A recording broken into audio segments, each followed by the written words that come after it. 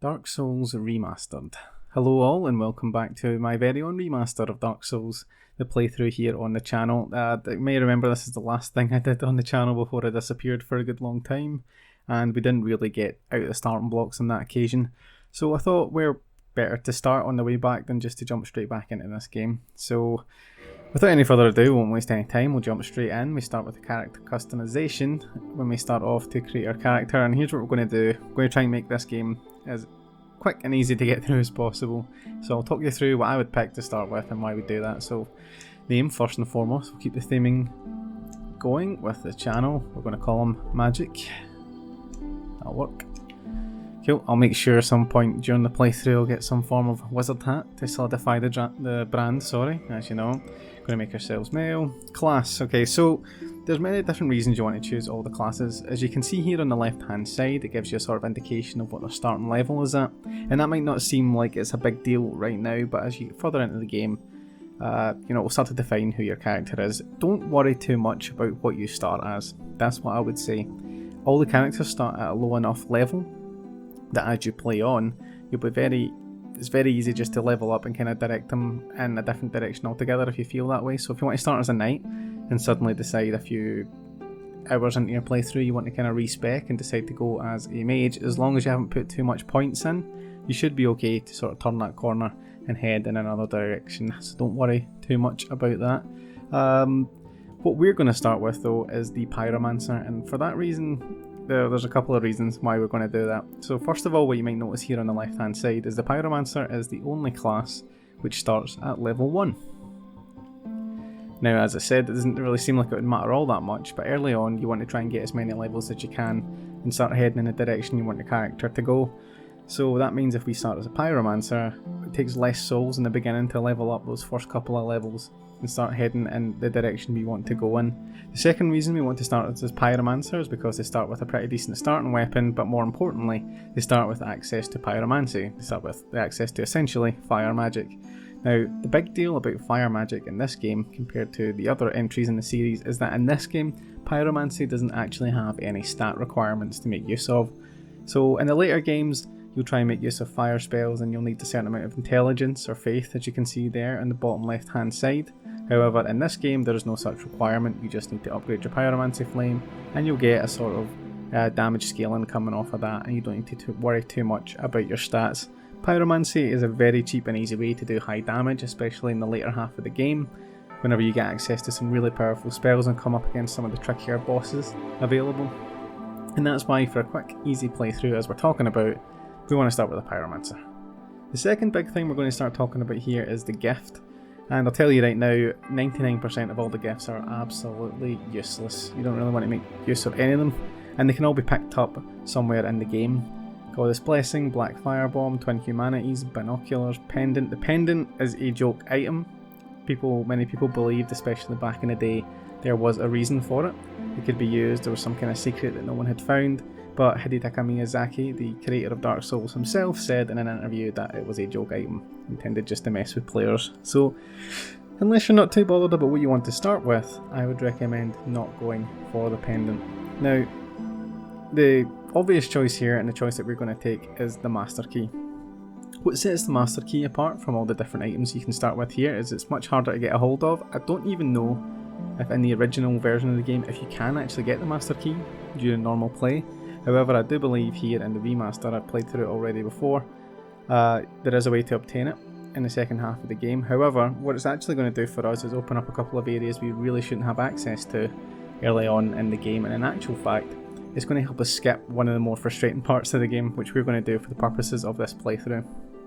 Don't worry, we will go back and visit that area that I'm going to be skipping just to see that it's done and for a sort of completionist satisfaction, but it's not really going to be important for us getting through the game. And using this, we can skip it, so that's what we're going to do with that. The rest of the stuff here, your physique, your face, just sets up a sort of background. I'll go with Great Swamp simply because that's kind of where the Pyromancer class comes from. We'll run with that. We'll leave him bald. Give him purple eyes, why not? And then we'll start. So we're ready to kick the game off here, and we'll kick off with the intro cutscene to the game, which we will promptly skip and jump straight into the gameplay. So that's definitely something I want to do with this playthrough, is I always really enjoy making these so that it's quick and easy to get through the game with a pretty simple build that anyone can do and not really worry too much about it.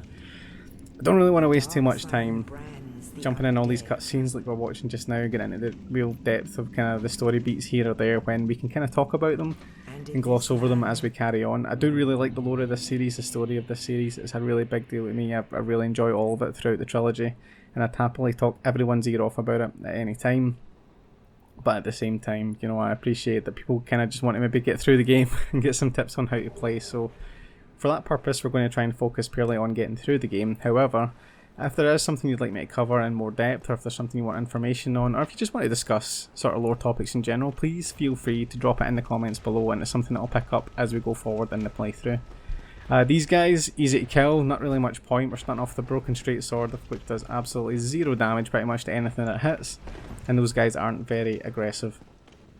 So we're just going to skip on ahead of all of them right now and head straight to our very first bonfire of the game, which we'll find at the top of this ladder.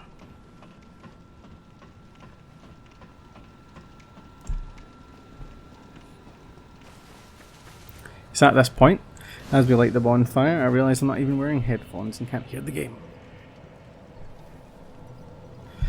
And that's been corrected. So as you can see here, you know, if you played a Dark Souls game before, I'm pretty sure you know how bonfire works. If not, this one isn't terribly important. You can just sit at it or not sit at it. You can attune any magic you have. We have Fireball, but we don't have our Pyromancy glove yet. I don't know if it's Pyromancy glove or just Pyromancy hand. So we need to move on quickly. You can hear that kind of banging behind the door, and that's definitely something big and heavy walking around. If you want a little quick glimpse before you jump into battle, as you open the door, you can pan the camera up and see what's about to happen. We head in, and our good buddy the Asylum Demon is going to pop down right in front of us. Now at this point in time, we can't really take on the Asylum Demon. He's big and strong. We don't have any weapons to really to our name, or any decent skills, so we're just going to boost off here to the left hand side, escape him, and get down that way. If you did start with your gift as being the black fire bombs, however, you can actually take him on there and then, or if you're much better than I am at this game, you can dodge around with this broken straight sword and take him out that way, doing 2-3 damage at a time. And if you manage to take him out in that first encounter, you'll actually be given access to, I believe it's the Demon's Great Hammer, which you need a significant amount of strength to carry and actually swing. But it is quite a powerful weapon. It's actually something I think quite a lot of people make use of. So here we're going to start getting our items specific to our class. We're going to start with our shield. For the purposes of this early game, I don't think we're going to make much use of the cracked round shield. It's not really that important. But this is something we are definitely going to make use of right now. The hand axe. So we're going to throw that on. And we're going to chase down this guy who thought he was dead funny, taking pot shots at us from a mile away. So you can have a little see. So, something we just skipped over there in the first cutscene was how we got out of our cell. We've seen whenever we started the game we had a key in front of us that let us right out, and you might be wondering, well, if that was there the whole time, why didn't we just jump out? But in fact, we were actually given that key by a guy called Oscar. He dropped it down from the roof, and unfortunately he's found himself in his own little predicament in there. You head round, and it doesn't seem like there's too much of a way to get into him, but as we head up these stairs, someone's going to try and get smart and roll a ball down there, which will crack this open and give us a chance to speak to him. We're going to skip through his dialogue, but to pretty much put his story in perspective, his name is Oscar of Astora. He comes from a land called Astora, in which they have a sort of prophecy which says that an undead from this asylum in the north would be able to get free and head to the land of the gods, known as Lordran, and actually be able to find a way to stop the undead curse which is plaguing the land of Lordran. So that sad noise there was our good friend Oscar passing away. He believes us to be the carrier of the prophecy, by the way, and that's why he dropped that key through the roof of our cell. But as you'll know, he was on the roof, and also the Asylum Demon was on the roof, and it definitely looks like he got slapped down through the roof by said demon, and that's how he is unfortunately passed away there. So Pyromancy Flame, this is going to be pretty important to us. I usually stick it on the right hand just as a secondary weapon. You might want to put it on your left so you can focus on having the axe and the flame. However, that will mean you probably won't be running a shield for a while, but again, hopefully you won't really need to make too much use of a shield anyway. We will be getting a shield later on in the playthrough, don't worry about it, it's pretty good. Right now we can head through here and fight a couple of armoured soldiers, undead soldiers if you so wish, but behind them is a locked door that even the master key won't unlock, so there isn't actually too much point and trying to force the issue. So what we're going to do in here, and it's going to give us a sort of slight introduction to plunging attacks. So you want to walk off, hit the attack button, and as you can see you'll smash them and do some pretty significant damage. At this point I'm going to swap up to our Pyromancy Flame and nearly get smashed in the face, but thankfully we didn't. Asylum Demon, first boss, as you can imagine, not massively problematic. You'll just do those big swings. He will swing left to right, right to left. If you try and move behind him very close, he can do a sort of jump swing around the way and hit you. So you probably don't really want hit by that either. But what you do want to see is if you're in front of him and he's facing you, he will do a sort of move where he floats up in the air and slams down. If that hits you, it will do a significant amount of damage, but if you move away in time, whenever he slams down, you'll be given ample time to kind of head in and get a couple of slashes off with whatever weapon you have. So we did get the big Pilgrim's Key, which is going to let us out, but as you can maybe hear, if we go back over here, still some big footsteps about. That's not something we can do about right now, but it might be something we may come back to revisit later in the game. Big Pilgrim's Key will let us out, and of course if you use the black fire bombs early on or any other weapon and you killed the Asylum Demon first time, you'll also get the key and be able to head straight out here. Potentially, I don't know actually if you can miss Oscar and not get your Estus Flask, but I imagine you probably can. Coming here you can get a Soul of a Lost Undead. Small soul, it's not going to mean much in the grand scheme of things, but it's nice to have a little boost early in the game. I believe not here, maybe they don't spawn yet.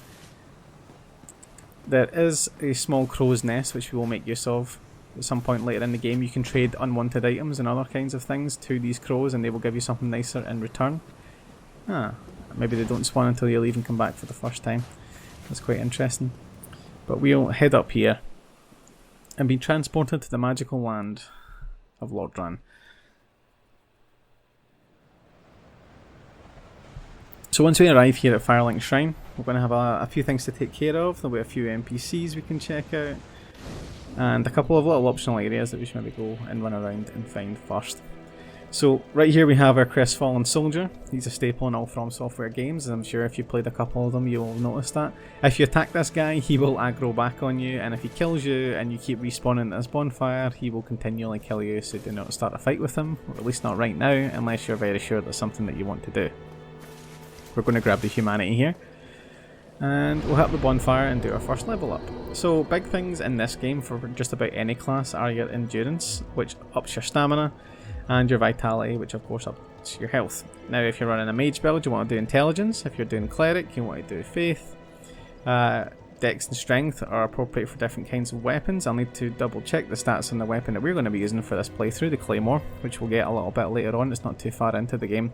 But for right now, I think the most important thing we can do is endurance. How many are we getting? We're getting 3 levels off of it. I'll pop 2 in here and 1 into vitality, just to be sure. On the defensive side, just look after our stamina and our HP, so we don't need to worry too much about those things early on. Heading down here, you're going to find Anastasia of Astora, I believe, as well. I think she's from Astora. She can't talk right now. Now, you might think she's just quiet that way, but in fact she has no tongue, and that is why she can't speak. That might be something that... Can you find that out? No. That's something we find out a little bit later on if we follow through on our side quest, which I'm not entirely sure we will yet.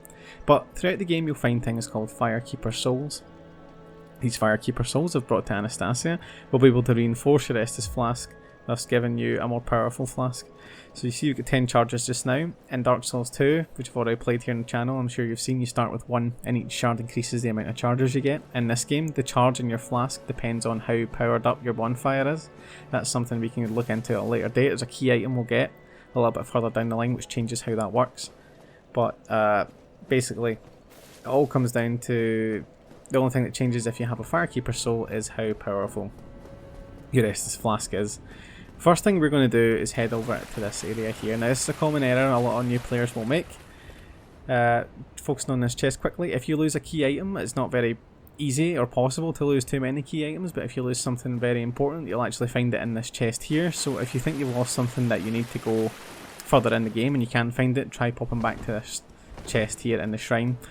But where we're heading to next is up that hill and into that little township you see there on the hill. But however, many players, whenever they come into the game for the first time, will take a little bit of a wander and they'll head over here to the graveyard and they'll see all the skeletons down there and they'll think, well, you know, it's an RPG, Skeletons are usually some of the most basic enemies you'll ever come across in a game like this. We'll just slap them around and go away. And that's not what happens. Skeletons in this game are pretty serious, at least especially early on. And if you head in this direction, you're actually heading towards a sort of end-game area you don't really want to mess with just yet. What we're going to do, instead of going down these stairs to the left and into that area, is bank right. And we're going to run around baiting all these skeletons. And we're going to grab all these nice little items that we're running through here. This Vihander is very good for a big strength build. It takes a lot of strength though. To be able to wing spears, a pretty easy going alternative. I'm definitely going to die here. It's not really much of a big deal if you do die here. That's why we spent all our souls at the bonfire first of all to level up. Because no one coming down here is going to get you in trouble a few times there. 1 in a million times you come down through the graveyard, that skeleton will block off that little through part there. I've never actually seen that in my own playthrough and it just happened for the first time there. But it's not too important. The only thing I'd really take from that is you'll notice that I got hit with the bleed status effect, which built up and caused blood loss. Bleed is probably one of the more severe status effects you can come under in the game. What it'll do is the meter will fill up, and whenever it gets to the top, you'll suffer blood loss, which will cause massive damage all at once. And I'm not too sure if in this game it might affect your stamina regen while you're under its effect, but it might well do that. We got all the items really we needed. There's only one we didn't pick up, which was the binoculars. For the purposes of our playthrough, we won't really need the binoculars, so we can leave it, and anyway we can come back down whenever we have a better setup later on in the game. For sort of informational purposes at the moment, we'll go back over it later again, but if you want to kill a skeleton and keep it dead, you're going to have a blessed weapon. I think they're just, are they called blessed in this? It might just be divine. But we don't have one at the moment, so there's no point in really dealing with it. If you head over here, you'll meet Petrus of Thurland. So he's a bit of a strange dude, but he's going to ask you to join his cult or church or whatever it is. It's totally up to you. At this point you can say yes. It's only at this point where you're going to be asked to join a covenant. Now, in later games in the series, covenants aren't really so much a big deal in the sense that if you want to switch one, it's very easy. You can just jump from covenant to covenant whenever you want. If you do that in this game, it has much more severe consequences. I believe you accumulate sin and things like that, which can cause you to be invaded by people, perhaps. So only really join a covenant if you want to. There's one I want us to join later in the game. It's going to give us gameplay benefits, so I really want to jump into that one. So we're going to abandon these guys just now. A lot of the covenants are really based around PvP and multiplayer purposes, and at the time that I recorded the original playthrough, I suppose Dark Souls 1 wasn't really being played too much online, especially on the PC from what I could see, so there wasn't really too much point in joining them. Perhaps now with the remaster here, this is a much more attractive proposition, but not really that important as far as I can see, and especially not the way they're white. So keep an eye on Petrus throughout the playthrough. This is not the last we've seen of him or heard of him. And we'll definitely be running into him a little bit later on. Here is where we're going to eventually get a shortcut, but for now we can drop down the elevator shaft and find our way out here. And this would give you some insight into the kind of character that we're dealing with. So this is sort of Petrus's secret stash that is to be believed, and the first thing you'll find here is Morningstar and talismans, things often associated with clerics in the way of the white, so it makes total sense that we'd find something like that here. If we open up this chest, you get cracked red eye orbs. Now these are associated with the dark wraiths and the sort of shady characters who like to invade other people's worlds and kill them and take their humanity. So why would a guy like Petrus, who is a self-confessed cleric and good guy, have something like that? Kind of question we're going to have to ask ourselves. Homeward Bones, much more important in this one. I think in the later games again you could pick up some items that would be an infinite Homeward Bone, but in this game not so. We're going to need those as we carry on. And Lloyd's talismans have a very specific purpose for our needs. In online play, what they'll do is they'll stop other players from being able to heal if you hit them. However, we're not really hoping to run into too many invaders throughout this playthrough, so that won't really be relevant for us. However, in a PvE sense, they can be used on mimics to stop them actually attacking you, and it lets you grab the item out of the mimic without actually aggroing it, if that makes sense. So now you might be thinking, well, now we'll head up into the township, but no, we won't, because we've still got a couple of things to do, and this is where the Master Key may actually get an opportunity to shine for us. So if we go by Anastasia and start to head down these stairs, we'll run into an elevator, and this elevator will take us to a new location, another end-game location. I love how they literally bookended the tutorial area with two end-game locations and made the easy to find one or the easy to manage area, the most obscure up the hill path to go. So where is the door? I always like to activate the elevator and send it back up, and then we can head out. So this is the new Londo Ruins. Now it's a fantastically atmospheric place, it's really great, pretty spooky, and it's not somewhere we really want to hang around for too long right now. The things of note are, if you run down here but not too far, because you'll fall off that cliff, there's a guy in here called Rickert. So Rickert believes he has the undead curse and he's going to go hollow, and he doesn't really want to bother anybody else, and that's why he's bricked himself up in there to keep himself safe. The second thing to note about Rickert is that he is a blacksmith, and he really wants to make sure he doesn't go hollow by having a purpose, by continuing to modify and reinforce their weapons. So he's the first blacksmith you'll find in the game. You can reinforce your weapons if you have Titanite shards and also the souls. We don't have either right now, but that's not really a big deal. We're not really going to make use of them. If you are a mage, he will sell some early spells for you, as well as a catalyst, or sort of sorcerer's wand that lets you cast spells.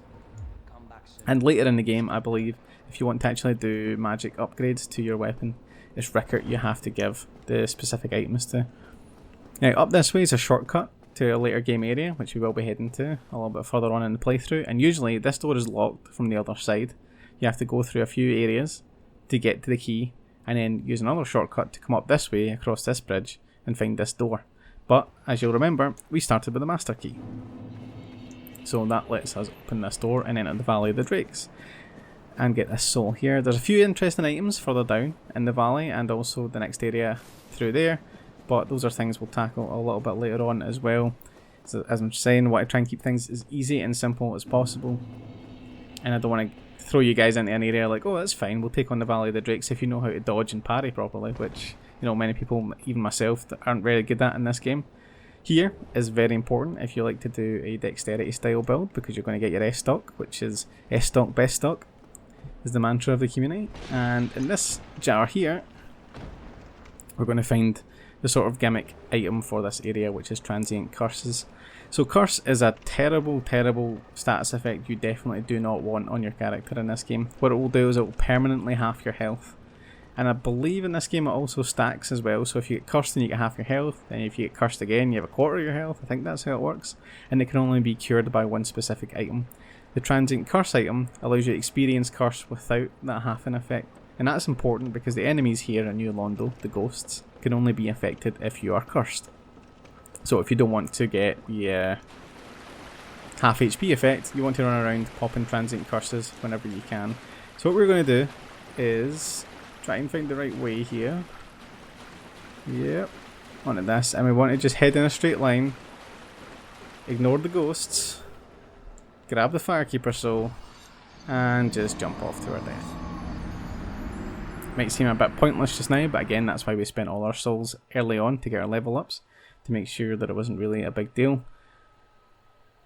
And then we'll respawn back at Firelink Shrine, but this time with the ability to upgrade a Restus Flask, which is something that you really want to make use of early on to give yourself the best chance heading into the Undead Burg. Anastasia, if you will. So she's popped up. Now you can see next to Estus Flask it says Estus Flask +1, which confirms to us that it's a little step up. If we speak to the Crestfallen brother here, what he will tell us is that we've been sent to ring the Bell of Awakening to meet Gwyn, and the Crestfallen warrior tells us there's actually 2 Bells of Awakening, one up high in the Undead Church and one down low in the poisonous town of Blighttown. So this is our sort of like goal here early on. This is what we have to do. We have to we have to ring the 2 Bells of Awakening. You could hear one of the bells ringing there. It's a really neat feature where if someone in the world, in the sort of online server, rings the bell whenever you're playing, you'll actually hear it in your server as well. Wow, that was a LeBron James style throw there. These guys can be a bit of a pain because they have a shield that can block some more of your attacks, but thankfully he didn't use it too much there. This guy here is absolutely just tossing these firebombs. He's going to be next on our hit list. But don't be too fooled by this guy here who's just tried to hit us and fell off a cliff. Did he die? No, he didn't, but he's not following us, so it's not really a big deal. And then we'll head over here, and I think this is the soul of a soldier or something as well. Soul of a lost undead. That's fine. This guy's making his way back up. I think he might be a little bit too late. And we have this rat here. Rats are a good source of humanity if you need to farm for it. It makes sense. Humanity is found in humans, and you know what happens to humans if they die here in these little sewer areas? Well, they're going to get eaten by rats. And thus the rats will take on the humanity that the humans once held. We head up here and we'll be introduced to our first new area, which is the Undead Burg. We dance around here a little bit. Get this guy down. And we're going to meet another firebomb thrower. And he's not really going to get a shot off. But we get him.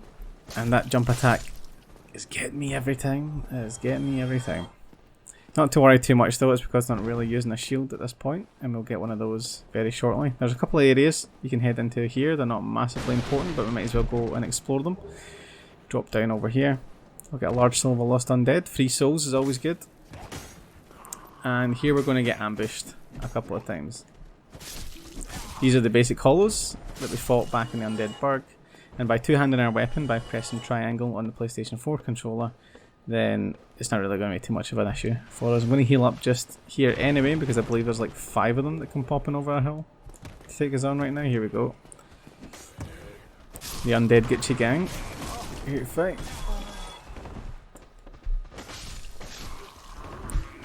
And that's why you don't badmouth zombies.